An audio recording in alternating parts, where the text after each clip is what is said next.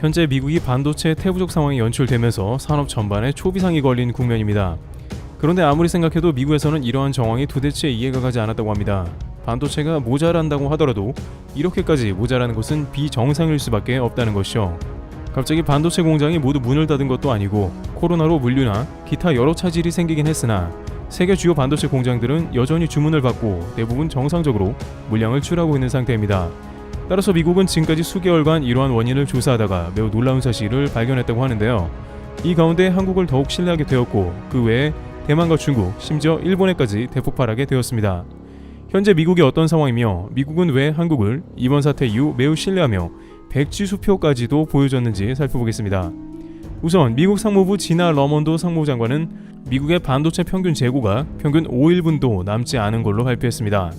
월스트리트 저널에 따르면 미 상무부는 지난 11월까지 반도체 기업들에게 반도체 공급망 자료를 요청했으며 이것을 분석한 결과 현재 미국 기업들의 반도체 재고가 사실상 바닥 수준이고 공장이 곧 멈춘다고 봤습니다.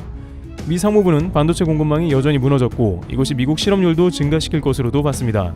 공장이 돌아가려면 반도체가 원활하게 공급되어야 하지만 이런 식으로 간다면 공장은 그냥 쉬게 되는 것입니다. 실제로 미국의 한 자동차 공장에서는 반도체 공급 사이클을 현재 50주 이후로 보고 있는 상황입니다. 자동차 주문이 들어와도 1년 뒤에나 출고가 될 만큼 매우 위험한 상황에 처해 있다는 정황이 나옵니다. 따라서 이런 위기 가운데 미국은 그야말로 모든 초점을 반도체 공급에 맞추게 됩니다. 최근 한국에서 한 가지 의아한 점이 있는데 바이든 정부가 왜 이렇게 한국에 친근한가 하는 모습인데요. 많은 이들은 민주당인 바이든 정부를 두고 오바마 제2시즌이 시작됐다는 경고를 한 바 있습니다. 민주당은 전통적으로 일본의 많은 로비를 받아왔고 아베와 오바마는 거의 6, 7년 미러 관계를 맺었고 그 가운데 미국은 일본이 원하는 대로 동북아 정책을 폈으며 한국의 의견은 늘 배제되어 왔습니다. 가장 인상적이었던 것은 미국은 일본 주장대로 북한을 타격할 준비를 하고 있었다는 점입니다. 오바마는 아베의 의견을 존중해 북한을 제재하고 결국에는 전쟁을 내야 하냐는 상황까지 갔었죠. 한반도의 전쟁을 전 세계에서 가장 원하는 국가는 일본이라는 것을 쉽게 알 수 있습니다. 일각에서는 중국이라고 이야기하는 사람도 있으나 중국은 한반도 전쟁에 대해 경계하기도 합니다. 전쟁 이후에 미군이 주둔하는 한국과 국경을 맞닥뜨리게 되는 것은 중국의 큰 부담입니다. 또한 불필요하게 한반도 전쟁에 휘말려들면 중국도 너무 희생할 게 많은 것입니다. 하지만 일본은 후방에서 군수물자만 지원하면서 돈 벌 생각에 항상 들떠있는 모습인 것입니다. 실제 외교 관계자들에 따르면 2017년 당시 북미 간 전쟁의 위험은 최고조였다고 합니다. 트럼프 대통령이 입버릇처럼 내가 대통령 당선돼서 보니 북한과 전쟁 일보 직전이었다고 항상 말했는데 트럼프 대통령은 이것을 공식적인 자리에서만 100번 넘게 이야기한 것으로 추산되고 있습니다. 물론 그가 자기 때문에 전쟁이 일어나지 않았다는 자화자찬 화법을 많이 구사하기도 했기 때문이지만 오바마의 민주당과 일본 아베는 한국의 위안부 합의부터 한국에 이로운 적이 거의 없었습니다. 그런데 이러한 분위기가 바이든 정부에 들어서 180도 돌변한 결정적인 장면이 있었는데 한국에서는 미국의 태도 돌변에 대해서 매우 의문을 품은 장면이기도 했습니다. 바이든 정부는 작년 5월 한미 정상회담 때부터 최근까지 한국의 지극 정성으로 우대했는데 바로 한국의 반도체 공장을 미국에 세우는 등 미국의 최고 파트너로 인정하겠다는 것입니다. 일각에서는 물론 한국이 첨단 산업에 강점을 보이긴 하더라도 불과 2달 전쯤에는 그렇게 일본 스가 총리에는 냉랭하게 대하더니 한국엔 이렇게까지 바뀌었냐는 의문을 가졌습니다. 이는 일본 언론들조차도 놀랐으며 복수의 일본 매체는 한미동맹이 굳건하다고 보도했습니다. 그런데 알고 보니 이러한 맥락 가운데 미국의 반도체 태부족 사태가 매우 심각함을 알 수 있었던 것이죠. 미국은 지난 11월 한국의 삼성과 하이닉스에 대해 반도체 공급, 유통에 대한 자료 제출을 요구했는데 당시만 해도 한국에서는 미국이 한국 기업의 기밀을 요구한다며 극도로 경계하는 목소리가 있었는데 알고 보니 미국은 영업 기밀을 빼돌리려는 의도가 아닌 반도체 부족 원인을 제대로 파악하려 했던 것입니다. 결국 이 가운데 미 상무부는 반도체 원인 부족에 대한 이유를 알아내고 발표했습니다. 그리고 그 발표를 한과 동시에 한국에 대해서 신뢰를 표하고 깜짝 놀랄 제안까지 한 상황인데요. 우선 미국이 이렇게 된 것은 놀랍게도 대만과 중국이 가장 큰 역할을 한 것으로 분석이 된 상황입니다. 관계자에 따르면 현재 미국 정부는 이렇게까지 반도체 공급이 망가진 원인을 대만으로 지목했는데 바로 대만에서 중간 유통하는 상인들이 반도체를 붙잡고 놔주지 않은 점을 발견한 것입니다. 대만의 반도체 회사들은 미국 회사에 직접 납품하기도 하지만 1차적으로 유통상에게 제품을 넘겨줍니다. 이들은 오랜 기간 미국을 비롯해 글로벌 전자제품 회사 등에 제품을 납품해온 중간 무역상들도 있고 미국만 납품하는 게 아니라 대부분은 중국에도 동시에 반도체를 납품하는 등 중국과 관계도 매우 깊습니다. 그런데 이들이 대량으로 출하된 반도체를 묶어서 시장에 매우 조금씩 풀었던 것으로 파악된 것이죠.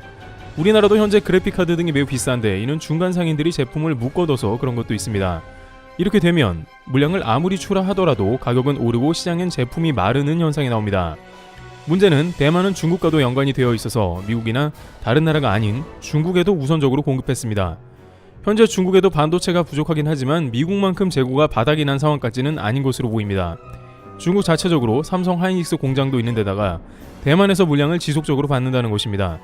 또한 중국은 대만에 웃돈을 주고 우선적으로 물량을 당겨오는 것이 정황상 포착되었던 것입니다. 미국은 대만 역시 미국의 주요한 첨단 공급망 파트너로 선정하고 미국에도 TSMC 제품을 공급하게 했으며 중국이 대만을 침략하지 못하도록 대만에 무기를 공급하며 대만과 동맹을 형성하는 등의 모습을 보여도 대만은 오랜 기간 중국 경제와 관계가 깊기 때문에 결국 이것이 미국의 반도체 부족을 야기한 것입니다.